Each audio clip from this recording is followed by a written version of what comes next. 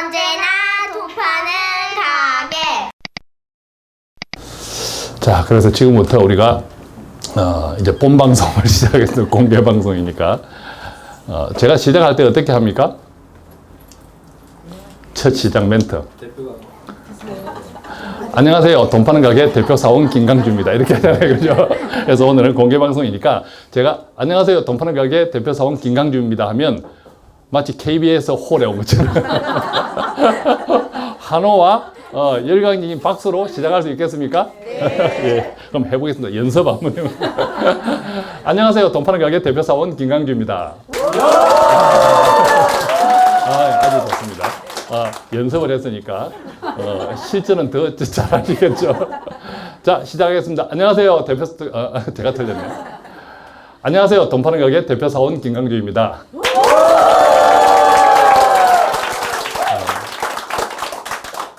자, 한번 따라 읽어볼까요, 이거? 낚시꾼은 결코 물고기를 쫓지 않는다. 기다림의 미학입니다. 낚시 좀 하시는 분 계세요? 낚시꾼이 낚시만 하면 안 죽어요. 물고기를 쫓아 들어가니까 죽는 거예요. 그죠? 네, 절대 낚시꾼이 물고기만 쫓아 들어가지 않으면 물고기는 하나도 못 낚더라도 죽는 일은 없어요. 생각해 보십시오. 우리가 원금 굉장히 소중하게 생각하죠. 그냥 기다리고만 있어도 원금은 손해 안 봐요. 그런데 뭔가 더 잘해보려고 쫓아 들어가는 순간에 내가 죽을 수도 있어요. 물고기 밥이 될 수도 있다는 거죠. 그래서 우리가 정말 이 기다릴 줄 아는 이게 굉장히 재테크에서는 중요합니다. 그런데 낚시꾼이 찌를 던져놓고 기다릴 때 할 일 없어서 기다리나요? 계속 뭔가를 관찰합니다. 생각하고 자기 정리도 하고. 그러니까 기다리는 시간이 결코 돈이 안 되는 시간이 아니다라는 거죠. 그래서 오늘은 좀 크게 이야기해 볼 겁니다. 우리가 경제위기 자주 제가 말씀드렸죠. 네. 경제위기가 2020년에 올까요? 안 올까요? 와요. 또? 몰라요. 저는 안 와요. 제 말이 맞다라는 뜻은 아니에요. 결론 뭡니까? 아무도 몰라요.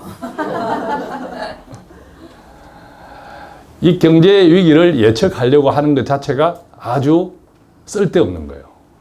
예측대로 안 되면 어떡해요? 그 대신 뭡니까? 내일 경제 위기가 올 수 있다라고 항상 생각을 하셔야 돼요. 내일 경제 위기가 오더라도 내가 괜찮다. 버텨낼 수 있다. 자, 모든 경제 위기는 어떻습니까? 반드시 뭐 된다고? 해결된다고. 그 해결되는 시간만 내가 버텨낼 수 있으면 오히려 내 자산은 커져요. 그렇죠? 커집니다. 대부분. 네, 커집니다. 그러니까 경제위기가 온다 안 온다 논쟁은 그 이야기를 해야 되는 사람이 있어요. 경제학자들. 왜? 그래야 칼럼에 돈을 받거든. 우리는 신경 쓸 필요가 없어요. 오로지 지금 경제위기가 왔을 때 내 자산이 괜찮은지. 그게 더 중요하다는 거죠. 그 이야기를 조금 할 거고요. 그 다음에 믿음입니다. 자, 이것도 한번 같이 읽어볼까요? 시작. 무질서는 결코 기존의 질서로 돌아가지 않는다. 우리가 사회가, 정치가 안정돼야 된다고 이야기하죠. 자, 이게 미묘한데요. 안정되어야 된다고 해서 과거로 돌아가지는 않아요. 이해되세요, 혹시 이거? 우리가 안정은 되지만 과거로 돌아가지 않아요. 영국 알죠? 영국이 IMF를 맞았다, 안 맞았다? 자, 한국은 1989년도 IMF예요, 그죠? 영국은 IMF를 맞았다, 안 맞았다? 안 맞았다. 라고 생각하면 제가 문제를 내겠습니까? 영국도 IMF를 맞았어요. 1976년도인가 그랬죠. 1976년도에 영국도 IMF를 맞았습니다. 자, 영국 하면 어떤 나라예요? 해가 지지 않는 나라. 대영 제국. 그죠? 지금도 뭐 짱짱한 선진국이잖아요. 그죠? 우리 브렉시트 하겠어. 유럽에서 탈퇴하겠어. 우리 손해보고 있어. 그게 영국이 유로존에서 탈퇴하겠다는 이유잖아요. 그죠? 자, 그런 나라가 1976년도 한국처럼 IMF를 맞아서 폭삭 망했어요. 이거 이제 아시는 분들 많죠? 자, 영국이 폭삭 망했는데 경제가 무질서해졌죠. 그 1976년 이후에 나온 1979년도 선거에서 그래서 누가 당선이 됐나요? 총리로? 대처. 대처가 그 뒤로 10년 집권하면서 다시 싹 다 갈아엎었잖아요. 구조조정. 우리 한국도 마찬가지. 그죠? 자, 구조조정을 했어요. 그래서 이제 경제가 안정돼서요. 그 안정되었다고 해서 그게 과거로 돌아갔나요? 아니에요. 패러다임이 바뀐 거예요. 한 단계 업한 거예요. 한국도 마찬가지예요. 우리가 한국은 89년도죠. IMF가 왔어요. 98년도. IMF가 왔어요. 똑같았어요. 나라가 망했죠. 그리고 다시 안정이 됐죠, 경제가. 그러면 그 안정이 과거의 안정인가요? 아니죠. IMF를 맞기 전에 우리가 샴페인 터뜨릴 때 그때의 그걸 안정이라고 한다면 그때 우리의 기업들의 부채 비율이 무려 1000%도 있고 이랬어요. 그렇지만 IMF를 맞고 구조조정을 하고 하다 보니까 우리나라 기업들의 부채 비율이 200% 이하로 떨어진 거예요. 그리고 그때 뭐가 들어갔습니까? 노동. 그 단순하게 이야기하면 IMF 이전과 이후가 근로조건이 굉장히 나빠진 거예요. 단순하게 비교하면. 상당히 크게 달라진 거죠. 자, 지금은 우리가 다 느낄 때 무질서하다고 느끼죠. 뭔가 복잡하죠. 정치, 사회, 경제. 그죠? 그냥 혼란이죠. 언젠가 이거 정리됩니다. 우리가 원하는 안정이 된다는 거죠. 안정이 되는데 이 안정이 과거의 안정입니까? 여러분들이 생각하시는 그 기준의 안정이 아니라는 거예요. 그래서 무질서는 결코 안정이 되지만 기존의 질서로 돌아가지 않는다. 자, 세 번째는요. 그래서 통찰력을 가져야 돼요. 통찰력. 크게 보셔야 돼요. 크게. 자, 우리가 투자는 오늘 무언가를 했다면 뭐 가깝게는 내일 또 길게는 수년 뒤에 가치가 높아질 것이다 라는 믿음 때문에 투자를 하죠. 그 확신을 어디서 가질 거예요? 그 확신을. 여러분이 투자할 때 더 큰 이익으로 돌아올 거야 라는 그 확신을 어떻게 가질 거냐. 그게 통찰력입니다. 아까 말씀드린 대로 돈만 보면 안 돼요. 사회가 어떻게 변화되는지 지금의 이 뭐 좌우 대립하고 이렇게 싸움의 정말 원인이 뭔지, 그 원인이 네가 잘했고 내가 잘했고 이 원인이 아니라 어떤 현상이 이 사회, 경제, 정치에 어떤 큰 변화가 이런 대립들을 지금 자초하고 만들어내고 있는지 이것들을 읽어야 돼요. 이게 변화입니다. 이게 통찰력인 거예요. 그래서 이것을 파도, 해륙, 대륙, 이동이라는 세 꼭지로 좀 말씀을 드릴 거고요. 제가 이래봬도 한때는 아주 안경 쓴 물개로 부산의 그 험한 바다 밑을 스쿠버 다이브를 했던 사람이에요. 그래서 안타깝게도 죽은 동료를 찾기 위해서 저희 팀이 또 이렇게 내려가기도 했는데 죽은 친구가 여담입니다만 스쿠버 다이버를 해서 죽을 일은 없어요. 우리가 굉장히 위험한 스포츠라고 생각하잖아요. 스쿠버 다이버를 해서 죽을 일이 없어요. 스쿠버 다이버만 착실히 하면. 왜? 수영을 못해도 돼요. 붕붕 뜨는 옷 입고. 붕붕 뜨는 옷이 안 깔아입으니까 납을 차는 거예요. 납. 그래서 깔아앉으라고. 그런데 왜 죽어요? 그리고 또 산소통. 그죠? 붕어처럼 숨 꽁꽁꽁꽁 쉬고 죽을 일이 없어요. 그렇잖아요, 그죠? 그런데 죽는 경우가 있어요. 어떤 경우가 있습니까? 대체로 눈앞에 무언가를 잡으려고 하다가 산소통에 산소가 떨어지는 걸 몰라요. 그래서 불상사가 간혹 생겨요. 제 동료 잘못됐던 그 친구는 사실 그래서 잘못된 건 아니고, 아니 스쿠버만 하면 재밌을 건데 하필이면 태풍 오는 날 낚시를 가가지고 물고기를 쫓아 들어간 건 아닌데 태풍이 오니까 이제 철수해가지고 배랑을 올라오다가 미끄러졌어요. 그래서 떨어졌죠. 파도가 막 칠 때는요, 사람이 떨어지잖아요. 절대 들어오면 안 돼요. 이렇게 육지 쪽으로. 왜 들어오면 안 될까요? 파도가 뒤에서 밀어버려요. 밀어버리면 육지 쪽에 뭐예요? 그 바위가 있죠. 그 뒤에서 미는 속도가 엄청나요. 그대로 밀려서 이마를 대부분 바위에 헤딩해서 기절. 그냥 잘못돼요. 그래서 들어오면 안 되는데 사람이 그렇게 돼요. 조금만 헤엄쳐 들어가면 살 것 같은데. 그래서 버티다가 마지막 기력으로 들어가는 거예요. 들어가는 순간 대부분 잘못돼요. 근데 그 친구들이 그런 케이스였죠. 그래서 이제 저희 동료들이 이제 찾으러 들어가요. 보통 이제 부산에서 잘못되면 일본에 떠요. 해류가, 그게 해류예요. 부산에서 잘못되면 드르륵 일본에서 떠요. 일본 이제 해수욕장 바닷가에서 이제 떠요. 어부들이 발견해요. 항상 해류가 있어요, 또. 자, 그래서, 제가 들어갔을 때 그 친구를 이제 발견했는데 아주 바위와 바위 사이에 평안하게 있었어요. 누워서. 정말 반듯하게. 물론 이제 이마에 맞아서 이마가 약간 이제 허였죠. 물 속에 있으니까 사람이 부패하지 않죠. 소금물에 있으니까. 네, 그랬어요.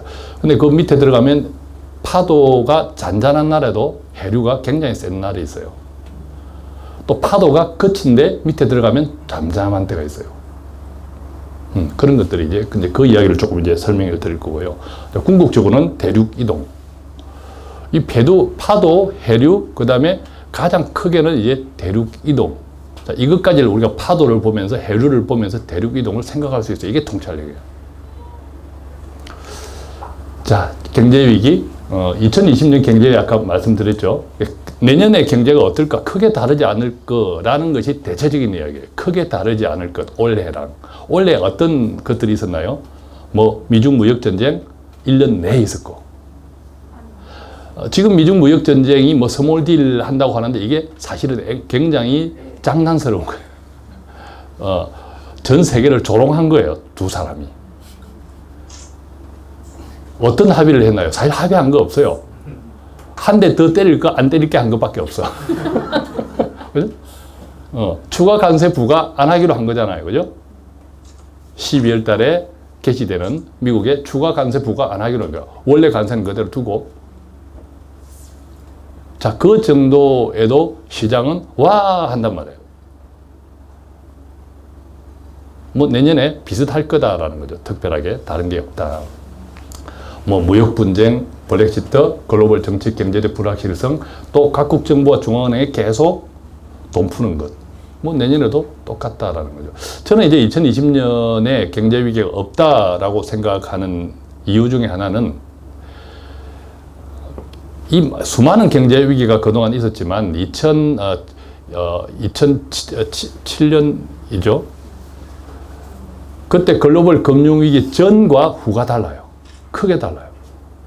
그 전에는요, 많은 경제 위기가 거듭되었음에도 불구하고 은행, 금융의 안정성을 업그레이드 하지 못했어요. 그래서 우리가 금융위기라고 하는 거예요. 자, 은행이 터지면 다 터지는 거예요. 은행이 터지면 다 터지는 거예요. 그러니까 기업이 터지고 은행이 터지면 다 터지는데 지금은 기업은 터져도 은행이 과거보다는 안 터져요. 그게 이제 글로벌 금융위기를 겪으면서 미국이 쪽팔려진 거죠. 우리 같은 뭐 세계 최고의 선진화된 금융 시스템을 자랑하는 우리가 쪽팔리게 금융이 터졌어. 그래서 금융을 굉장히 보수적으로.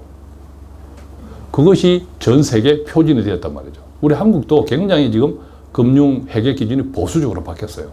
보험회사도까지도. 그러니까 기업은 터져도 과거처럼 쉽게 금융은 안 터져요.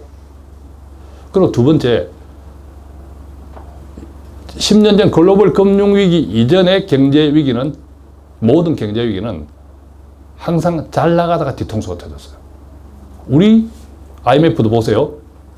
김영삼 대통령, 우리 뭐 선진국 가입했다 OECD하고 축배 터뜨리고 그 뒷달에 그랬잖아요. 그죠? 대체로 경제위기가 과거에는 그랬다고. 뭐죠? 다 박수 치고 있을 때 터졌어요. 지난 10년은 한 번도 박수 쳐본 적이 없어요. 늘 위태위태. 지금도 마찬가지죠.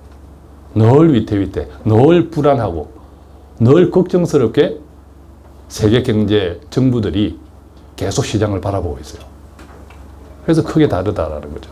이게 내년이 올해보다 우리의 삶의 형편, 경제 기업들의 상황은 악화될 수 있지만 우리가 생각하는 경제 위기 이거는 아닐 수도 있다.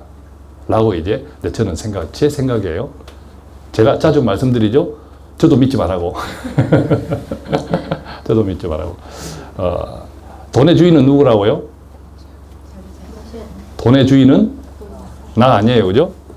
제가 아니에요. 돈의 주인은. 저는 제 아들 계좌 주식도 잘 못 불려줘요. 손해보고 있어요. 왜 그러겠어요? 제가 최근에 주식 투자 초보자가 꼭 배워야 될 2가지 습관 해서 올렸죠. 그거 꼭 들으세요. 별것 아닌 것처럼 보여도 굉장히 그게 재테크에서 중요한 거예요. 손해보는 습관이 굉장히 중요해요. 손해보는 습관. 무슨 습관? 손해보는 습관. 여기에 손해보는 습관이 중요하다는 것에 동의 하나도 못할 거예요. 왜? 손해보는 것을 끔찍이 싫어하니까. 자, 우리가 수많은 재테크를 해요. 주식 투자만 해도 사고 팔고 하잖아요. 근데 100번을 사고 팔고 하는데 100번 다 이길 수 있는 사람이 있나요? 없어요. 그렇게 내가 지는 횟수, 이기는 횟수가 중요한 것이 아니라 지는 동안 까먹은 돈보다 이기는 동안 번 돈이 더 많으면 되는 거예요. 이게 재테크라는 거예요. 그런데 한 번도 안 지겠다고 하니까 반대로 한 번도 못 이기는 거예요. 제가 2018년 돈 파는 가게 주식 투자 얼마나 벌었을까 동영상 있어요. 올 초에 올렸어요. 지난 한 해 했던 그대로 다 그냥 제가 했던 거를 다 그냥 화면까지 해가지고 다 했어요. 거기 보면 이 표현을 하기 위해서 그 방송을 만든 거예요. 지금 이 300만 원 손해본 것은요, 화장실에서 똥 싸다가 팔았고요. 이 250만 원 손해는요, 우리 사무실 옆에 놀부 부대찌개 점심 먹다가 손해봤어요. 뭡니까? 손해보는 습관. 내가 팔아야 그 돈으로 또 다른 것을 할 수 있는 거예요. 그죠? 근데 우리는 대체로 있는 돈 5천만 원까지 투자했다면 이것저것 사고 절대 손해 못 보고 하니까 돈 이제 쓸 거예요 없어. 그러니까 할 수 없이 가만히 지켜만 보고 있는 거죠. 그러다가 재미가 없으니까 다시는 주식 안 하죠. 파는 습관, 즉 손해보는 습관이 없이는, 그래서 제가 주식 투자를 처음 하는데 항상 제가 말리죠. 제가 저한테 그것 때문에 전화하신 분 여기 계신지 모르겠지만, 그 대신 꼭꼭 하시고자 하면 제가 이렇게 말씀드리죠. 얼마 투자하실 건데요? 가진 돈 별로 없었어요. 그래, 얼만데요? 1,000만 원. 그러면 우선 100만 원을 잃어보세요. 10% 100만 원 가지고 잃어보시라고. 어떻게 해요? 그냥 사보세요. 내가 아는 종목, 아는 기업, 삼성전자, LG전자, 아는 기업들, SK화학, 이렇게 사보시라고. 사보시고, 팔아보시고, 사보시고, 팔아보시고. 무조건 하고 잃어보세요. 다 잃는다는 각오로, 100만 원. 그런데, 우리가 아는 기업에 신용거래, 외상거래 하지 않는 한, 우리가 아는 기업을 팔고 사고 하면 100만 원 다 까먹을 확률이 하나도 없어요. 그렇지 않을까요? 안 까먹어요, 100만 원. 까먹으려고 해도 안 까먹어요. 못 까먹어. 손해는 볼 수 있을지언정. 근데 그동안에 무엇을 하라고 배우시라고. 내가 잃는 비용을 학습비로 생각하고. 아니, 우리는 어떻게 내 자식은 태어나서부터 대학 졸업, 심지어 취직할 때까지 엄청난 돈을 쓰고 겨우 취직해서 월 300만 원 버는데 재테크는 남의 돈, 호주머니에 돈 가져오려고 하는 이 재테크는 한 푼도 돈을 안 쓰려고 그래. 이게 맞는 말입니까? 이게 틀린 말이잖아요. 우리가 옆에 무언가를 바이올린을 배우려고 해도 한 달에 몇만 원을 주고 배우는데 이 돈 따는 기술은 돈을 주고 배우려고 하지 않아. 이게 바로 손해보는 습관이라는 거예요. 그래서 제가 그 두 가지 습관 올려드린 거, 거기에 어떻게 무엇을 배울 것인가, 그게 익숙해질 때 투자를 하시라고. 근데 그거 해보고 별로 익숙해지지 않으면 투자하지 마시라고. 자기 적성 아니라고. 아니, 우리가 돈 좀 벌려고 시작을 했는데, 아니, 그것 때문에 잠도 못 자고, 소화도 못 하고, 병걸 일찍 죽으면, 번 돈을 누가 써요? 꼴 보기 싫은 남편이 쓰고, 꼴 보기 싫은 아내가 쓰고 하잖아요. 그런 일은 없어야 되지 않겠습니까? 그래서 한 10%로 먼저 해보시라고. 해보시고, 그 다음에 이게 내가 할만하네. 습관에 들었을 때 편하게 하는 거예요. 그랬을 때 돈도 우리가 늘 갈망하는 은행 이자 플러스 알파는 이제 벌 수 있더라라는 거죠. 자, 모든 경제 위기는 특별하지 않습니다. 그래서 항상 이렇게 있는 거죠. 경제 위기가 온다 안 온다 이것을 이야기하는 유튜브는 굉장히 좀 제가 생각할 때는 없어 보이는 유튜브예요. 왜? 와요. 모든 경제는 항상 커지면 터지고요. 부풀려서 터지면 다시 또 정리를 해서 또 부풀려져요. 그 추나 추동하고 같다니까요. 그죠? 봄꽃이 만발한데 평생 가나요? 어느덧 보면 그냥 옷을 다 벗고 있잖아요. 근데 추워서 돌돌돌 떨고 있잖아요. 아, 이거 불쌍하다 하고 눈 한번 감았는데 또 화려한 꽃으로 또 옷을 입고 있잖아요. 그죠? 그게 경제라는 거죠. 경제 위기가 온다 안 온다 이것처럼 사실은 쓸데없는 이야기가 없어요. 누가 해야 된다고요? 칼럼 쓰고 돈 받는 경제학자들. 네, 그 사람들만 하는 거죠. 그래서 아까 경제 위기는 특별하지 않고 항상 오는 거다. 그래서 모든 경제 위기는 극복된다, 극복 안 된다. 당연히 극복되는 거죠. 그래서 겨울이 당연히 극복되고 봄이 오듯이 당연히 극복되는 거죠. 자, 이 경제 위기의 종류는 이렇게 있어요. 자, 이것도 한번 제가 방송을 한번 이렇게 올렸었어요. 우리가 이제 보통 경제 위기가 온다 안 온다 가장 많이들 적용하는 것이 주글러 파동이라는 거죠. 이게 한 10년 주기로 오니까.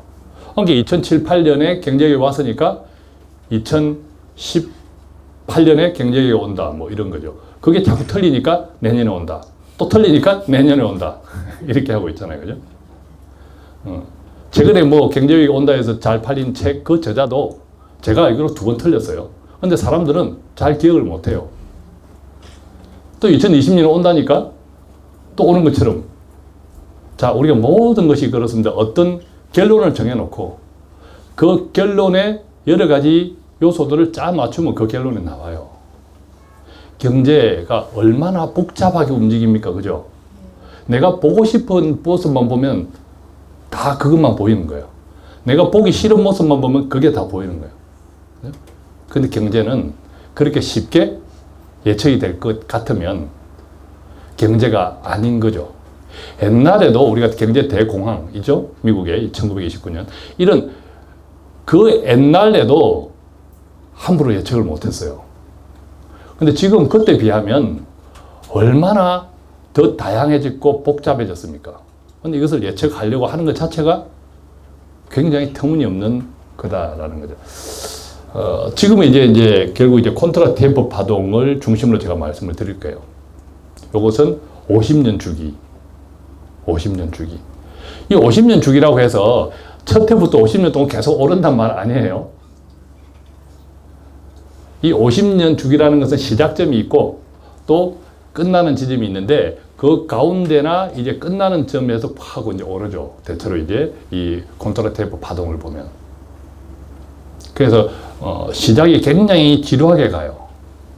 지루하게 가요. 뭐 아시겠지만 기술 혁신 이런 것들이죠.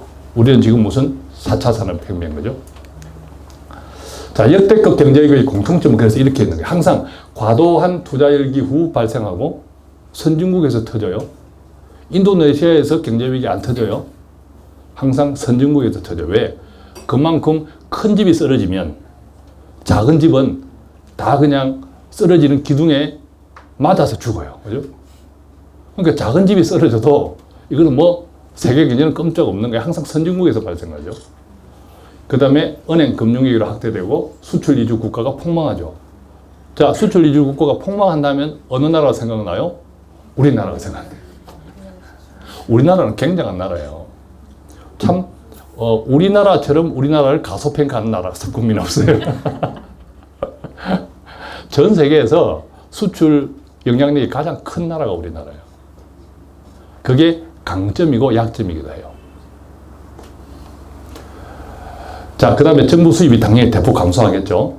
대부채가 커지겠죠. 국내 부채는 급증하겠죠. 그 다음에 디폴트, 상환불능 선언을 하는 거예요. 어떤 정부가 이제 각 다른 나라에 차관 빌리고 채권 발행하고 하는 것들을 디폴트 하는 거예요. 못 갚겠다. 그죠? 그래서 또 다른 경제위기로 이제 전이가 됩니다. 근데 이게 어떻다고? 다시 계속 되풀이 된다고.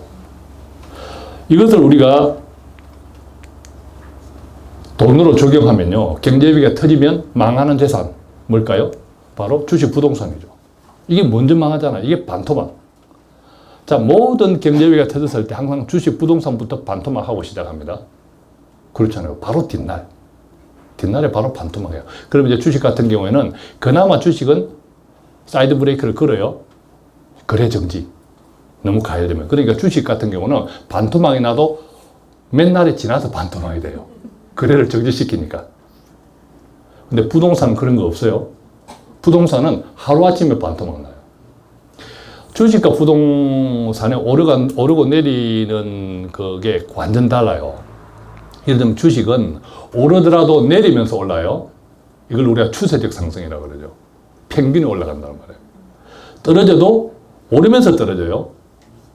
추세적 하락이에요. 평균이 떨어진다는 거죠. 그래서 주식하는 사람이 힘들어요. 떨어질 것 같은데 오늘 올랐어. 그러니까 또 기대가 생기는 거죠. 내일 또 오를까?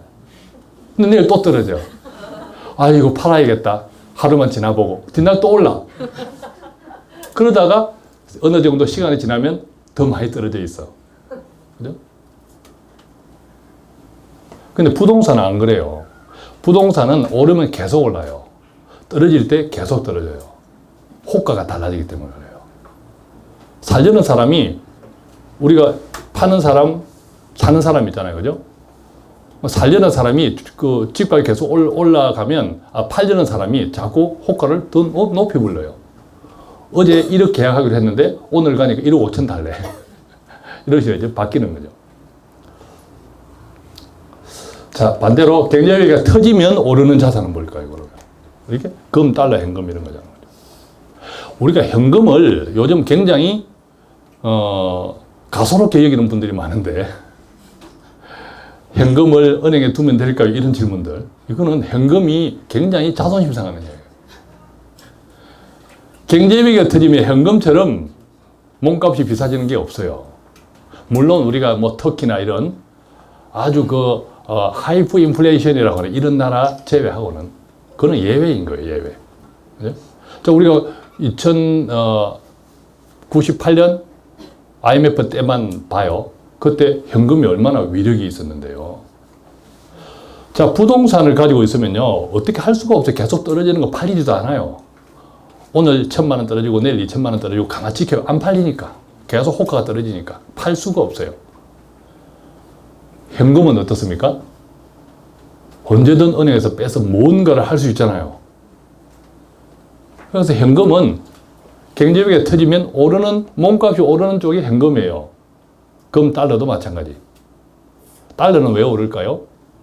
그냥 안전자산으로 우리가 이야기하니까 달러 영향력은 점점 떨어지고 가고 있지만.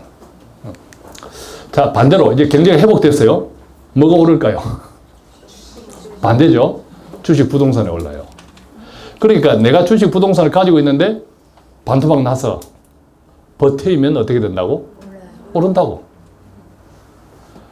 못 버티는 사람이 있죠? 빚내어 부동산 한 사람. 그죠? 또 1년 뒤에 전세금 올릴 돈으로 주식 산 사람. 못 견뎌요. 그죠? 못 버티잖아요. 그래서 그때가 되면 팔고 나와야죠. 그죠? 근데 버틸 수 있다면 최소한 손해보지는 일은 없어요. 우리가 2007년도, 8년도 그 펀드 대란 있었잖아요. 펀드 대란. 중국 펀드 주로. 다 회복됐어요, 나중에. 다 회복됐죠, 실제. 버틸 수 있었다면. 그죠? 네, 그게 경제위기라는 거예요. 자, 경제가 회복되면 또 떨어지는 자산 반대죠, 이제. 뭐죠? 금, 달러, 현금. 경제가 좋을 때, 경제가 계속 호황인데, 돈 이거 은행에만 가만두면 될까? 이런 질문을 해줘야 되는 거예요. 왜 경제가 좋으면 우리가 인플레이션이 발생을 해요. 물가가 올라가고, 현금 가치가 떨어지잖아요. 그죠? 이게 현금 가치가 떨어지는 거예요. 몸값이 떨어지는 거. 또 경제가 좋으니까 금, 달러가 떨어져요. 그죠? 자, 금은 상당히 미련한 상품이에요. 금은. 일을 안 해. 금덩이 사놨는데 이자 줍니까? 일을 안 해. 일을 안 하는데 우리가 고이 모시는 자산 중에 하나가 금이에요. 그죠? 일을 안 해. 일을 하고 코피를 철철 흘리고 들어오는 주식은 늘 천대받아. 아이고, 내가 네 놈 만나가지고. 금은 일 안 해도 이제 하나 또 내놓지 않아도 그냥 아주 귀한 대접을 받죠. 경제가 회복되면 그 가격은 떨어진다는 거죠. 그죠? 자, 그런데 2020년 경제위기가 아니면 또, 그러니까 우리가 경제위기일 때 이렇게 해야겠다라고 예상을 하다가 아니면 어떨 건데, 아니면 틀리잖아요. 그죠? IMF 세계 경제 전망 보고서가 2019년 10월 초에 발표한 거예요. 2019년 미국 경제 4월 달에 2.3% 성장을 예상했는데 내년도 10월 달에는 2.4% 성장을 예상해요. 그러니까 지난 4월 대비 10월 예측 비율이 0.1% 증가됐다는 거죠. 그러니까 4월과 10월을 비교하면 미국 경제가 4월보다 10월 달에 2020년 전망치가 좋다라는 거죠. 물론 이것도 2.4% 그 이상이었는데도 조금 떨어졌어요. 자, 2020년 미국 경제. 이건 제가 잘못 이야기했네요. 2019년 미국 경제가 4월달 2.3%, 10월달 2.3%. 내년도 미국 경제에 대한 전망이 4월달은 1.9%로 전망했는데 10월달은 2.1%, 0.2% 높게 전망을 했어요. 그렇지만 2019년 미국 경제 전망치 10월 기준 2.4%와 2020년 미국 경제 10월 2.1%를 보면 내년에는 올해보다는 안 좋을 수 있다는 거죠. 안 좋을 수 있는데 우리가 4월 달에 걱정했던 것보다는 조금 나아졌다. 이렇게 이해할 수 있겠죠. 왜 나아졌을까요? 아까 각국 정부가 걱정하니까 자꾸 돈 풀게 하면서 시장을 계속 뜨겁게 달구는 거죠. 걱정하는 경제는 잘 안 터져요. 걱정 안 하는 경제가 터지지. 아무 일 없어 할 때 아무 일이 일어나지. 무슨 일이라도 생기겠어 하면 잘 안 생겨요. 우리가 그렇지 않습니까? 걱정을 많이 하는 일은 잘 안 생겨요. 그렇죠? 살아가는 게. 그래서 그렇잖아요. 그런 이야기 하잖아요. 걱정해서 해결되면 무슨 걱정? 자, 그래서 버틸 수 있는 자산 배분과 챙길 수 있는 자산 배분을 동시에 가져가야 돼요. 경제위기가 왔을 때 버틸 수 있는 또는 경제위기가 안 왔을 때도 챙길 수 있는 이것들이 동시에 가져가는 자산 배분. 첫 번째, 감당할 수 있는 부채. 부채 굉장히 위험해요. 감당할 수 있는. 그 부채가 내가 감당할 수 있는 수준이냐가 적정 부채는 없어요. 적정 부채는 없어요. 내가 감당할 수 있는 수준이냐. 어떤 위기 때 경제위기가 왔어도 내가 감당할 수 있는 수준에 이게 적정 부채예요. 다 본인 다 다르겠죠. 상황에 따라서. 자, 그 다음에 부동산과 금융이 배분이 되겠죠. 그죠? 부동산과 금융. 그 다음에 주식행과, 금융에서도 주식행과 채권이 좀 배분이 되겠죠. 자, 네 번째는 약간의 안전자산. 자, 이 내용들이 제가 조금 전에 경제위기가 터졌을 때, 또 경제 위기가 회복될 때 다 언급됐던 내용들이죠. 이것을 크게 한 바구니로 생각하면 바구니로 조금 이렇게 나누어 도는 것. 이게 우리가 분산이라는데, 자, 이 분산이 왜 그래서 중요한지 앞에 과정에서 쭉 설명이 됐는데 이해가 되셨나요? 자, 두 번째는 믿음입니다. 무질서는 결코 기존의 질서로 돌아가지 않는다. 자, 미중 무역 전쟁을 우리가 4차 산업 패권 전쟁이라고 그래요. 자, 이 포인트가 어디 있냐면 4차 산업이라는 데에 있다는 거예요. 네. 이 4차 산업에서 주도권을 굉장히 중국이 치고 올라와요. 우리가 뉴스를 통해서 많이 듣고 있지만 치고 올라오는 여기에 미국이 굉장히 지금 소스를 제공하고 있거든요. 근데 미국 입장에서는 그런 거죠. 우리 소스를 다 가지고 중국 쟤들이 치고 올라오네? 그러니까 소스를 끊어야지 하는 것이 지금 미중 무역 전쟁이라고 보시면 돼요. 소스를 끊어야지. 그래서 그게 이제 지적재산권 문제도 나오고 하는 거예요, 말하자면. 자, 이것 같이 한번 볼게요. 냉전 시대, 옛날에 소련과 미국, 냉전 시대, 그때는 패권 전쟁인데 어떤 패권이 있었습니까? 군사력이었어요. 미소의 냉전 시대 패권 전쟁은 어떤 패권을 두고? 군사력 패권. 지금 미중의 패권 전쟁은 어떤 것을 두고? 4차 산업. 군사력이 아니에요. 4차 산업. 옛날 미소가 냉전일 때 이 패권의 중심은 패권 전쟁의 중심은 바로 군사력이기 때문에 그때 큰 손들은 어디에 투자했습니까? 군수 산업에 투자했습니다. 이제 앞에 적용이 되나요? 제가 미중 무역 전쟁의 뭐 때문에? 4차 산업 때문에. 그럼 우리는 어디에 투자해야 될까요? 4차 산업. 긴 안목으로 보면 그렇다라는 거죠. 자, 4차 산업은 우리가 AI와 공유경제로 크게 대표돼요. 크게 대표됩니다. 공유경제, 우리 뉴스 등에서 많이 듣죠. 뭐 타다, 택시. 자, 이게 공유경제예요. 오늘 여기로 우리가 이렇게 제가 아침에 차를 타고 오는데 앞에 오토바이가 하나 씩 지나가요. 라이더, 그 택배, 배달 오토바이요. 보니까 우버 오토바이요. 우버 배달 택시, 배달 오토바이.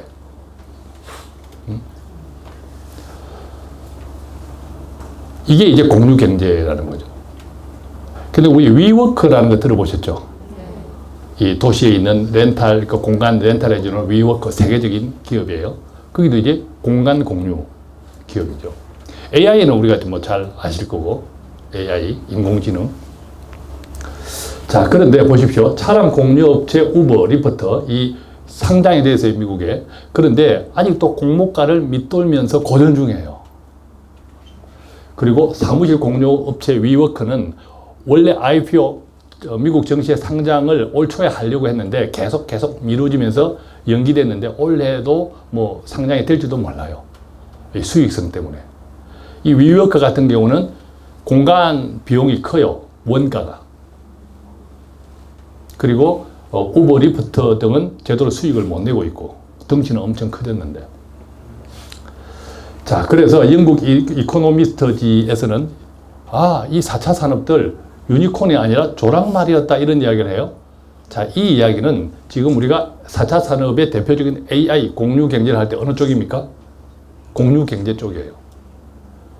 공유 경제는 아직 제대로 자리를 못 잡고 있어요. 왜 자리를 못 잡냐면 기존 산업가의 반발이 굉장히 커요. 갈등이. 우리 한국만 하더라도. 이 택시 업계하고 굉장히 반발이 크죠. 자, 여기 혹시 뭐 관계자가 있는지 알 수 없지만 최근에 이제 그 도로공사 톨게이트 이런 게 있었잖아요. 그죠? 근데 엄밀히 이야기하면 그게 우리가 큰 변화에 겪어가고 있는 과정이에요. 자, 자꾸 이제 4차 산업에 기계화되고 우리가 무인화되어 가니까 과거의 인력이 필요 없어지는 거예요. 유효 인력이 되는 거예요. 그러니까 기업 입장에서는 그 유효 인력을 계속 인건비를 주고 있으면 힘들겠죠. 그리고 또 그분들 입장에서는 또 평생 그 기업을 신뢰해 와서 열심히 헌신했던 분들이면 그거 잘리면 어디 가요? 이 갈등들이 한동안 오랫동안 계속 지속되어 가고 있는데 갈 수밖에 없는데 그게 이제 공유 경제가 부딪히고 있는 가장 큰 문제다라는 거죠. 대신에 이제 AI 쪽은 아마존으로 대표되는 건데 아마존이 20년 만에 주가가 640배예요. 20년 만에. 아마존이 1.5달러로 미국 주식시장에 상장된 때로부터 20년 만에 640배가 올랐어요. 구체적으로 보면요. 1997년 5월 15일 날에 1.5달러로 상장되었는데 2017년 5월 16일 날 20년 만에 종가가 966불이에요. 그래서 640배가 올랐다. 20년 만에. 대박이죠. 그죠? 뭐 이거 하나 이거 좀 사두었으면 20년 동안 그냥 애 하나 크는 동안에 애 교육비 이상 나왔잖아요. 그죠? 그런데요, 2019년 10월 24일, 바로 어제 이 자료를 준비하던 어제 종가가 1780불이었어요. 아마존의 최근 고가는 7월 11일 날 2035불이에요. 즉, 아마존이 20년 만에 640배다라고 하는데, 불과 몇 년 만에? 2년 남짓 만에 그것에 다시 2배가 됐어요. 그죠? 이게 뭡니까? AI라는 거죠. AI 쪽이라는 거죠. 우리가 뭐 이런 AI 쪽 관련되는 여러 산업들은 우리가 익히 듣는 기업들 많죠. 미국에. 예, 그런 기업들. 자, 4차 산업 뭐 이렇게 빵주, 이런 4차 산업의 1등 기업들이 새로운 시장 생태계를 만들고 새로운 부의 기회를 창출하고 우리나라도요. 지금 이제 4차 산업 관련 기업들이 이제 마켓에서 시장에 우리 경제에 영향을 주는 그 영향력이 계속 커지고 있어요. 계속 커지고 있어요. 이것들을 이제 잘 읽어 나가야 된다는 거죠. 우리 여기 오신 분들 중에서 오늘 주식 사서 내일 팔아서 이득 보려고 하신 분들은 없잖아요, 별로. 대체로 우리는 어떤 투자를 원해요? 조금 시간이 좀 걸리더라도 괜찮은 종목을 사서 펀드든 뭐든 조금 나중에 기다리면 크게 손해보지 않을 종목, 이렇게 다 말씀들 하시잖아요. 그러려면 세상이 어디로 변화가고 있고 어떤 종목들이 크고 있고 어떤 종목들이 쇠락하고 있고 이런 것들에 대한 믿음이 있어야 된다는 거예요. 믿음. 근데 그것들이 아마존도 마찬가지인데 아마존이 바로 엊그제 3분기 실적 발표를 했는데 시장의 기대치에 못 미친다 해가지고 1% 이상 또 주저앉았어요. 아까 뭐죠? 주식이 오르더라도 내리면서 오른다고. 내리면서 오른다고. 그러니까 오늘 올랐고 내일 떨어지고 이것이 아니라 어떤 큰 틀에서의 방향, 어디로 가고 있는지 이 믿음이 중요하다라는 거죠. 모든 투자는 마찬가지. 자, 기술주 중심의 S&P 500 같은 경우는 지난 5년간 EPS가 2배 이상 성장을 했다. 자, 그래서 인공지능 반도체 시장 규모 보면 매년 50% 급성장하는데 이게 우리나라 어디하고 관계 있나요? 삼성전자하고 관계 있죠. 인텔이 3분기 실적 발표를 했는데 인텔은 우리가 반도체는 시스템 반도체, 메모리 반도체와 비메모리 반도체가 있어요. 메모리는 기억 장치죠. 메모리니까. 그러니까 우리가 사진을 찍고 핸드폰으로 사진을 찍고가 저장하잖아요. 저장하는 이 칩들을 만들어내는 데가 메모리 반도체. 그 다음에 우리가 스마트폰을 돌리는, 운용하는 체제 있죠. 이것과 관련된 반도체가 비메모리예요. 인텔은 거의 비메모리 쪽. 삼성전자는 거의 메모리 쪽. 이렇게 돼 있죠. 그리고 또 이제 반도체 관련된 이런 업체들 용어들이 많아요. 팹리스라고 반도체를 설계하는 회사라든지 이런 등등이 많은데, 어쨌든 이제 반도체 시장이 이게 아까 운용을 하는 이 관련된 반도체 칩, 이 분야가 계속 이제 50% 이상 성장하고 여기에 삼성전자가 이제 우리도 안 되겠다. 시스템 반도체에 투자해야겠다. 총 133조 원을 투자하겠다. 2030년까지 통합 1위를 목표. 통합 1위는 뭡니까? 메모리, 비메모리를 합산해서 통합 1위를 하겠다. 이 이야기를 하는 거잖아요. 자, 그래서 통찰력입니다. 파도가 있고 해류가 있고 대륙이 되고, 우리가 파도는 바로 이런 것들이 파도예요. 재택해서 미중 무역 전쟁, 브렉시트, 장단기 금리 역전, 이런 것들이 파도예요. 이 파도가 그 파도 밑바닥에 해류가 있다. 해류. 이 파도가 지금 이 파도들을 어디로 끌고 가느냐 하는 해류. 그 해류가 뭘까요? 돈 풀기, 금리나 이런 것들은 이 파도들을 어떤 방향으로 끌고 가기 위한 해류들이에요. 우리가 이 저성장, 이것을, 금리가 계속 떨어지네? 그러니까 은행은 재미가 없겠네? 이것은 너무 단순한 생각. 왜 돈을 풀까?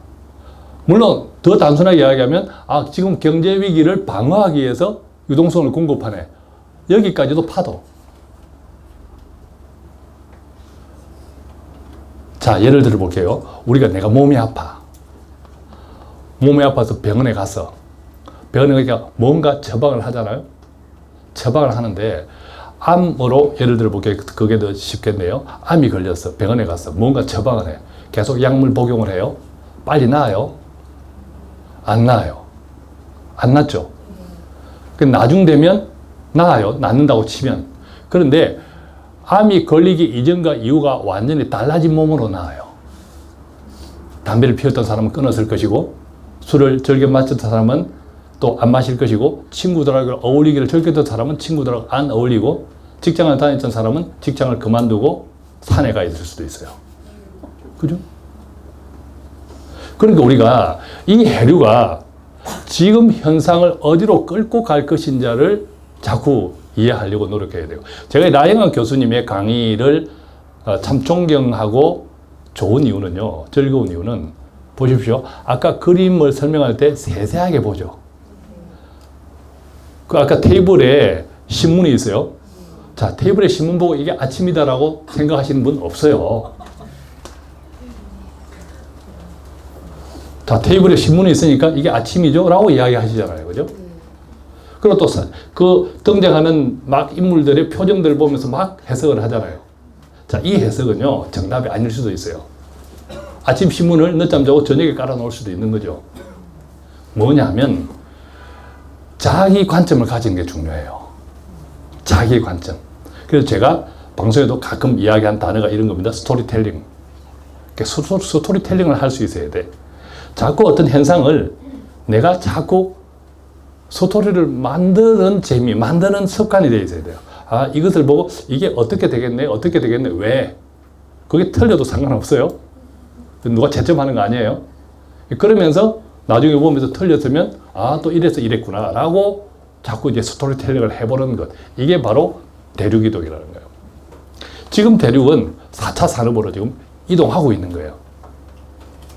그래서 제가 콘트라 테이퍼 50년 주기 이 이야기를 드리는 것은 아까 그것이 중심이다라고 말씀드린 것은 결국 큰 거대 대륙 이동을 하는데 바로 해류가 있는 거예요.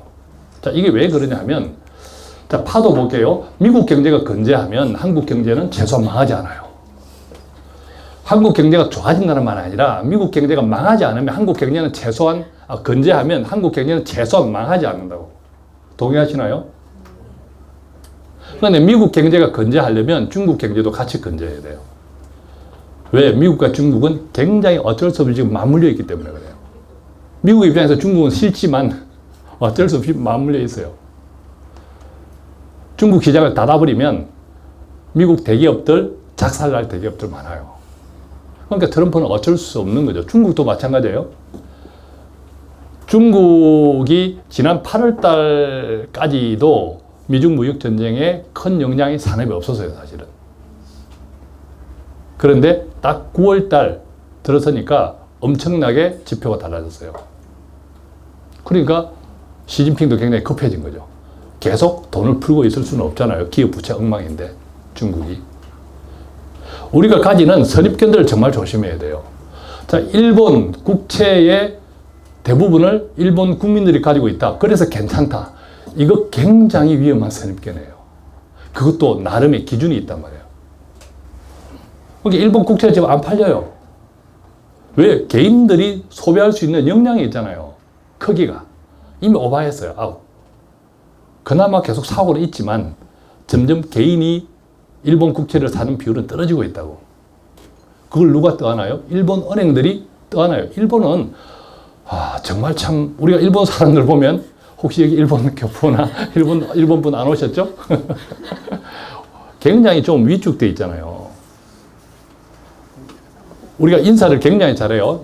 일본 특히 여성분들은 그냥 뭐 꼬박꼬박해요. 뭐 안에 갔던 고장 이게 뭐냐. 참 우리는 그것을 미덕이라고 생각하는데 너무 이렇게 눌려져 있는 게 좀 있죠. 근데 그게 은행도 마찬가지예요. 어떤 댓글에 어떤 분이 이렇게 달았어요. 일본, 영국이나 이런 데에 은행에 대한 국가 정부의 자본 비율이 20%는 안 되는데 일본은 50%가 넘어. 그런데 무슨 택도 없는 이야기야.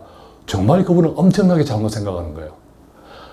어떤 민간 기업에 정부 비중이 50%라는 것은 그것은 엄청 위험한 그죠. 그게 공산당인 거예요. 지금 미국, 일본 기업의 전부 공산당 자본에 들어가 있잖아요. 그죠? 그걸 우리가 위험하다고 이야기하는 거잖아요. 그죠? 그래서 미국 경제가 건재하면 한국 경제는 최소한 망하지 않는다. 그 다음에 미국과 글로벌 경제가 건재하면 이때는 한국 경제는 성장한다. 왜죠? 한국은 수출을 먹고 사는 나라이기 때문에. 그죠? 그래서 우리는 이 파도 속에서 뭘 봐야 되냐? 미국만 보면 돼요. 미국만 보면 돼. 아까 미국 어떻게 했습니까? 지표가 4월달 지표보다 10월달 전망치가 더 높아졌어요. 그죠? 버텨내고 있다는 거예요. 그죠? 버텨내고 있다는 거예요. 그러면 한국 경제도 최소한 망하지는 않는다. 근데 이게 내년에 잘 온기가 잘 번져서 글로벌까지 가면 한국 경제는 오히려 성장한다. 다만 이제 성장을 더 크게 할 수 있는 준비를 우리가 어느 정도로 잘 하고 있느냐, 받아 먹을 준비를 어느 정도로 잘 하고 있느냐가 우리 쪽의 숙제예요. 그렇지만 정도의 차이는 나지만 우리는 성장한다. 자, 글로벌 5대 경제 지표 중에서 한국의 수출 지표가 글로벌 5대 경제 지표의 하나예요. 대단하지 않습니까? 글로벌 경제를 지표를 따질 때, 전망을 할 때 5대 지표 중에 하나가 한국의 수출 지표예요. 왜죠? 한국은 전 세계에서 수출 비중이 가장 높은 나라예요. 두 번째, 한국은 전 세계의 많은 나라들에게 골고루 수출을 하는 나라예요. 세 번째, 한국은 모든 품종의 완제품, 또 중간재, 다양하게 수출을 하는 나라예요. 네 번째는요, 정말 이거는 기가 막힐 일인데, 어느 나라도 못해요. 오늘이 9월달이죠. 9월 31일까지 있죠. 10월달, 10월 31일까지요. 10월 31일 딱 끝나면요. 11월 1일 날에 10월달 통계가 나와요. 이게 한국입니다. 미국 그렇게 안 나와요. 일본 그렇게 안 나와요. 정말 신기하지 않습니까? 그러니까 지표가 바로 나오니까, 뒷날에 아침에 눈 뜨면 나오니까 바로 적용을 할 수 있는 거예요. 이게 대한민국입니다. 자, 대한민국 좀 자부심 가져도 되지 않을까요? 이게 뭐 망해서 나라를 떠나가야겠다 이렇게 소리하지 마시고, 제가 엊그제 하나 어둠 속에서 빛을 발견하는 지혜, 찾는 지혜 이거 하나 올렸죠. 의도적으로 제가 많은 다른 나라들 비교를 해드린 거예요. 좀 보시라고. 우리나라가 지금 어렵지만 다른 나라도 다 어렵다고. 우리나라가 어렵지만 우리나라보다 다른 나라도 더 어렵다고. 어렵다고. 근데 우리나라를 포함해서 전 세계는 지금 아까 파도, 해륙, 그 다음에 대륙 이동 과정에 있어요. 과정에 있어요. 자, 두 번 해류의 역설, 4차 산업. 4차 산업은 그래서 아까 제가 해류가 대륙 이동으로 가는 길이라고 했죠. 4차 산업은요, 거대 자본이 필수예요. 자, 로봇 사업 하는데 거대 자본으로 해야 돼요. 거대 자본이 없이는 4차 산업은 안 돼요. 테슬라 자동차 이런 거 보십시오. 거대 자본. 그 다음에 신산업 투자와 소멸 산업 지원을 동시에 해야 돼요. 그러니까 정부가 굉장히 많은 돈이 필요해요. 근데 그 돈은 어디서 가져와야 돼요? 기업에서 가져와야 돼요. 우리가 내는 근로소득세도 있지만, 달러를 비롯한 기존 화폐의 권위는 어쩔 수 없이 계속 떨어져 가고 있다고. 이게 첫 번째 거대 권력이 바뀌고 있는 거예요, 지금. 자, 두 번째, 정치도 이변에 속출해요. 정치도. 트럼프가 대통령이 된 것은 굉장히 이변이에요. 그렇지 않습니까? 굉장히 이변이에요. 유럽 쪽에 가볼까요? 마카롱인가? 뭐죠? 굉장히 젊은 친구들이 느닷없이 대통령이 돼요. 그죠? 이게 이변인 거예요. 정치도 기존 권력의 세습이 아니에요, 이제는. 그죠? 이변인 거예요. 자, 세 번째 사회. 가장 두드러진 게 정체성이에요. 우리가 성소수자. 과거에 우리가 알고 있는 것은 뭐죠? 남자, 여자. 그죠? 이것 외에는 없었잖아요. 그죠? 남성, 여성. 근데 지금 다양한 성 정체성이 인정되고 있는. 자, 이게 옳고 나쁘고 뭐 동의하고 이 문제가 아니에요. 이 문제가 아니고 굉장히 기존에 우리가 믿고 있었던, 알고 있었던 그것을 판을 뒤바꾸고 있다고. 그 다음에 경제, 혁명이에요, 이제. 이 경제가 가져올, 지금 4차 산업을, 4차 산업이 가져올 이 파장, 생각해 보십시오. 자, 제 차도 자율주행차예요. 반자율주행차. 근데 2025년도에 현대자동차가 한국의 완전 자율주행차를 대중화시키겠다고 선언했어요. 2025년도. 상상을 해 보십시오. 스토리텔링. 어떤 일이 벌어질까? 운전사가 필요 없는 자동차가 우리 길바닥에 이제 늘렸다. 어떤 일이 벌어질까요? 참, 자동차 타기 편안하다. 이것만 벌어질까요? 얼마나 많은 산업들이 죽겠습니까? 기존의 산업들이. 또 반대로 얼마나 많은 새로운 산업이 등장하겠습니까? 그것들을 자꾸 읽어내려고 노력해야 돼요. 그게 학습인 거죠. 자꾸 읽어내려고 노력해야 돼요. 자, 그런 과정에 아까 4차 산업은 뭡니까? 정치에도 큰 변화를 초래해요. 거대 자본.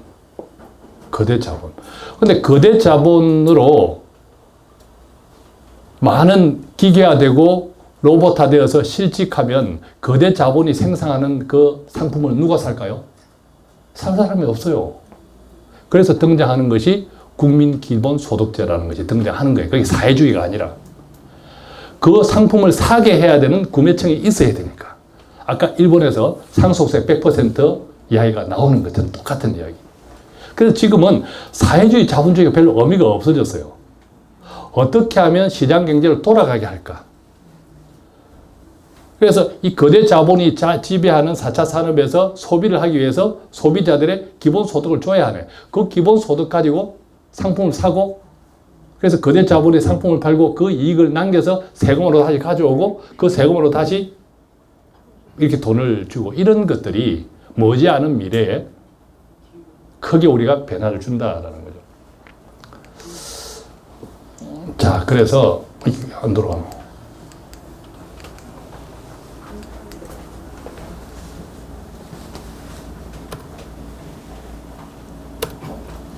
자, 그래서 결론입니다. 다시 한번 우리가 복습하는 거예요. 그죠? 버틸 수 있는 자산 뿐만 아니라 뭐라고? 챙길 수 있는 자산 배분. 자산 배분. 이게 굉장히 중요하다. 복습합니다. 첫째, 감당할 수 있는 부채. 두 번째, 부동산과 금융의 배분. 세 번째, 주식행과 채권행 배분. 네 번째, 약간의 안전자산. 자, 약간의 안전자산이 필요하다 해서 항상 내가 1,000만 원 여유가 있는데 그 중에 100만 원은 금으로 해요. 이거 아니에요. 1,000만 원 있는데 100만 원 금으로 아무 의미 없습니다. 그러니까 이렇게 이제 좀 금까지 갈 수 있는 내 자산의 용량이 있고 다 사이즈가 다르다라는 거예요. 그죠? 사이즈가 다르다. 느닷없이 간혹 이런 질문들을 많이 해요. 지금 여윳돈이 5천 있는데요. 뭘 하면 좋을까요? 제가 답을 할 수 있을까요? 없을까요? 그 이야기는 어떤 이야기입니까? 제가 지금 백화점 앞을 지나가는데 어떤 옷을 사면 좋을까요? 이거하고 같아요. 이름도 몰라, 성도 몰라, 사이즈도 몰라. 취향도 몰라. 그걸 제가 어떻게 답을 하겠습니까? 그러니까 각각 다 다르다라는 거죠. 오늘 이제 제 다음 순서로 여러분들이 요즘 이제 이 금융 트렌드, 그래서 요즘 대체 자산이라는 게 나와요. 자, 우리나라는 사모와 공모가 있습니다. 펀드 중에. 사모 이제 많이 유명해졌죠. 우리가 전혀 공부할 수 없는 사모를 정말 시사로 많이 공부하게 되었습니다. 덕분에. 자, 사모 많이 유명해졌는데 우리가 공모는 알죠. 우리가 여러분들이 다 가입해봤다 하는 것들은 대체로 공모예요. 만 원으로 가입할 수 있는 것. 근데 사모는 만 원으로 가입할 수 있는 것이 아니라 최소 1억 이상. 뭐 헤지펀드 같은 경우는 최소 10억 이상 이렇게 들어가요. 그 들어가면 3년 안에 못 나와요. 대체로. 나오면 페널티가 있어요. 자, 그러면 우리나라에서 사모 규모가 클까요? 공모 규모가 클까요? 아직까지는 사모가 크죠. 그렇죠. 맞습니다. 아직까지는 사모가 커요. 사모가 커요. 왜 클까요? 자, 사모는 부자들이 해. 최소 1억 이상이야. 한 사람이 1억 이상이야. 근데 우리 많은 자리는 몇 명이 모여야 1억 이상이 될까요? 그래서 사모가 더 커요. 근데 우리가 부자가 되려면 누구랑 친하라고? 부자하고 친하라고. 그죠? 그래서 이 사모는 대체로 이제 뭐 절대 수익을 추구하고 이런 것들이 많은데 이상하게 우리가 공모를 통해서 돈을 버는 방법보다 훨씬 다양하게 돈을 벌어요. 자, 이번에 우리가 사모를 공부해 보니까 그게 뭐 위법이가 아닌 걸 떠나서 굉장히 우리가 몰랐던 방법들이 많이 듣게 되죠. 그보다 실제 사모에서, 왜냐하면 그 펀드는 굉장히 규모가 작은 거고요. 몇 천억, 몇 조 하는 이런 사모들은 우리가 전혀 상상할 수 없는 투자를 합니다. 상상할 수 없는. 그래서 대체로 사모들이 큰 자금일수록, 자, 우리가 핫도판에 돈이 많은 사람이 오래 버텨요? 돈이 적은 사람이 오래 버텨요? 돈이 많은 사람이 오래 버틴다. 누구 돈을 먹고? 돈 적은 사람 돈을 다 도리하면서. 근데 이 사모가 이제 공모로, 그 사모 펀드에 가입할 수 있는 공모들이 나와요. 공모들이. 그래서 공모는 많은 자리도 가입하니까 소위 말하면 콜릭에 우리 애들 돈도 뭐 학자금 때문에 가입하니까 공모는 굉장히 법의 규제가 많아요. 어떤 공모 펀드는 예를 들면 뭐 한 단일 종목의 공모 펀드의 총자산의 10% 이상을 투자하지 못하게 한다든지 이런 규제가 많아요. 그런데 사모는 그 규제가 하나도 없어요. 하나도 없어요.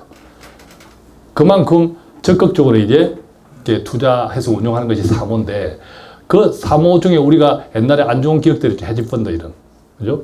예, 그런 기업들이 다 사모에 들어가는 거예요. 그 가운데 우리가 대체 자산은 지금 아까 말씀드렸던 주식도 아닌 것이, 채권도 아닌 것이 우리가 알고 있는 모든 것들, 틈새, 뭐 통화, 금, 이런 것들에 골고루 들어가는, 대체로 사모들은 그렇게 부동산, 뭐 리처까지 다.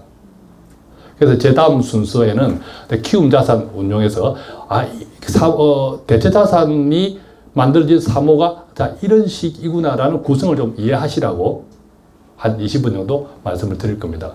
자, 오늘 이렇게 해서 제 시간 기다림의 미학 좀 같이 나누어 보았는데 큰 틀에서 조금 도움이 되셨나요? 네. 예. 늘 제가 말씀드립니다만 돈의 주인은 누구라고요? 그죠? 저도 뭐 하지 말라고, 믿지 말라고. 그래서 돈 파는 가게는 공부하는 방송이에요. 저도 틀릴 수 있어요. 저도 돈 까먹고, 제 고객들 잘못해서 돈 까먹게 하고, 있어요, 없어요? 있어요. 다만, 그런 일이 비일비재해도 결국 버텨내면 번다라는 거죠. 버텨낼 수 있는 힘. 그것이 공부밖에 없어요. 공부. 또, 가능하면 자극적인 영상들은 보지 마세요. 저도 어떻게 하면 좀 자극적으로 만들어 볼까 하는데, 이번 영상 제목 올리면서 굉장히, 자, 이보다 좀 자극적인 거 없을까? 어둠 속에서 빛을 찾는, 뭐, 발견하는 지혜. 야, 이건 정말, 이거 뭐 윤리책도 아니고, 이건 누가 볼까? 했는데, 다른 제목을 뺄 수 없어서 그냥 그렇게 했는데, 늘 아까 우리 라이언 교수님 제목이 뭐죠? 일상을 기적으로. 밋밋한 가운데 내가 평온한 가운데 한 발 한 발 가는 거, 자극적인 것에 휘둘리지 마시고 계속 꾸준하게 공부하는 거. 돈 파는 가게 동영상 다 챙겨봐도요, 일주일에 한두 시간이면 좋게요. 젊은 친구들 2배속으로 들으면 1시간도 안 걸려요. 일주일에 그 정도 꾸준하게 듣는 습관이 없이 돈을 벌겠다고 하는 것, 정말 좀 엉뚱한 생각이죠. 자, 오늘 돈 파는 가게 공개 방송에 많은 분들 오셔서 감사합니다. 고맙습니다. 자, 이어서